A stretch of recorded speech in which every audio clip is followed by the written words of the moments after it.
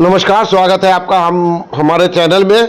JP Nadda स्वास्थ्य मंत्री और भाजपा के राष्ट्रीय अध्यक्ष आज दरभंगा सुपर स्पेशलिस्ट हॉस्पिटल का उद्घाटन करने आ रहे हैं। कुछ ही क्षणों में पहुंचेंगे और मैं आपको बता दूं कि पूरा डीएमसीएच पुलिस छावनी में तब्दील हो चुका है। आइए हम आपको दिखाते हैं चप्पे चप्पे पे किस तरह पुलिस की तैनाती कर दी गई है और सुरक्षा के सख्त इंतजाम कर दिए गए हैं। चलिए हम आपको दिखाते हैं और वो सुपर स्पेशलिस्ट हॉस्पिटल भी आप देखेंगे जिसका वो आज उद्घाटन करने आ रहे हैं। बने रहिए हमारे साथ, हम पल पल की खबर लेके आ रहे हैं। आज जेपी नड्डा की पूरी खबर आपको हम दिखाएंगे, बने रहिए।